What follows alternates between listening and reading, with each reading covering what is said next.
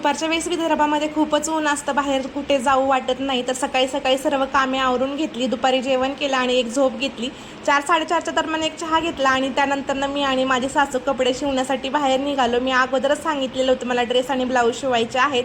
माझे सासरे ड्रेस आणि ब्लाऊज शिवतात, पण त्यांना आता वय झाले त्याच्यामुळे काही जास्त काही जमत नाही. फक्त ओळखीच्या जेंट्स लोकांचे कपडे वगैरे शिवायला घेतात. तर त्याच ओळखीमध्ये एक व्यक्ती होती, त्यांची वाईफ घरी कपडे वगैरे शिवायची. तर मी अगोदर पण त्यांच्याकडे ब्लाऊज टाकलेले होते शिवायला, ते खूप छान शिवलेले होते. म्हणून म्हटलं यांच्याकडे जाऊन पुन्हा एकदा ब्लाऊज आणि ड्रेस शिवायला टाकावेत.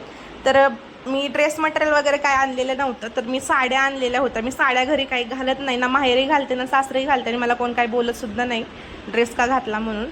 तर साड्या घरामध्ये पडून राहण्यापेक्षा म्हटलं तर ड्रेसेस शिवून घ्यावे. तर एक साडी होती माझ्याकडे येल्लो कलरची, आणि दुसरा त्याच्यामध्ये जो बाकीचा भाग होता म्हणजे येल्लो कलरचा पदर होता आणि पूर्ण साडी जी होती ती मिक्स कलरमध्ये होते. तर त्या साडीचे 2 टॉप शिवून घेतले मी वेगवेगळे.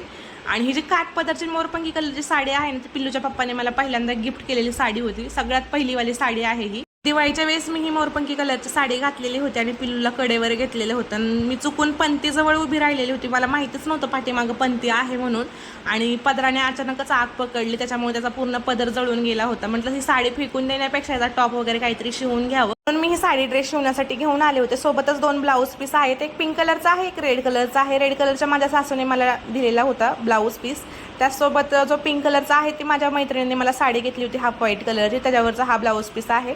तर दोन्ही पण मी शिवायला टाकले, ड्रेस पण शिवायला टाकलेले आहेत. तर नेक्स्ट व्हिडिओमध्ये मी तुम्हाला ड्रेस कसा शिवला आहे ते तुम्हाला नक्की दाखवेल. घरी यायला आम्हाला 6 ते 6:30 झालेले होते. तर मी लगेचच चुलीवरती स्वयंपाक करायला घेतला. मला जसा चान्स भेटेल तसं मी चुलीवरती स्वयंपाक करत असते. मला चुलीवरच्या बाजरीच्या भाकरी खूप म्हणजे खूपच आवडतात.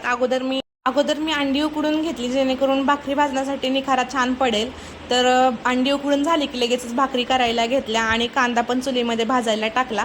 कांदा भाजला की लगेच वाटण तयार केलं. अगोदर सुक्कं वाटण वाटलं, नंतर ओलं वाटण वाटून घेतलं. तर माझे मिस्टरच वाटण वगैरे सर्व काही वाटून आणून देत होते मला. मसाल्याचे डब्बे, तेलाची किटली, भांडी वगैरे काही लागत असेल ना माझ्या हाताखाली, पाणी वगैरे सर्व काही तेच आणून देत होते. तर लोकांना खूप प्रश्न पडतो, हे एवढे शिकलेले आहेत, इंजिनियर आहे, कंपनीमध्ये 30-30 मुलं हाताखाली काम करतात, त्यांना ते हँडल करतात, आणि घरी आल्यावरती बायकोच्या हाताखाली काम करते ते, म्हणून खूप त्यांना वेगळंच काहीतरी वाटतं. पण त्यांना माझ्या मिस्टरांना जाणीव आहे की छोटं बाळ सांभाळते, घर सांभाळते, स्वयंपाक करते, सगळ्या फॅमिलीला खायला पिला घालते, म्हणून ते मला मदत करू लागतात. आणि त्यांना या छोट्या छोट्या कामाचं काहीच वाटत नाही. त्यांच्या मनात जर आलं ना तर ते संडेच्या दिवशी त्यांना सुट्टी असते, त्या दिवशी स्वतःच्या हाताने गव्हाचं पीठ मळून चपात्या बनवतात, भाजी बनवतात, पिल्लूला मला ते चपाती भाजी खाऊ घालतात. तर त्यांच्या हातची बनवलेली चपाती भाजी मी लवकरच आपल्या यूट्यूब चॅनलवरती घेऊन येईल.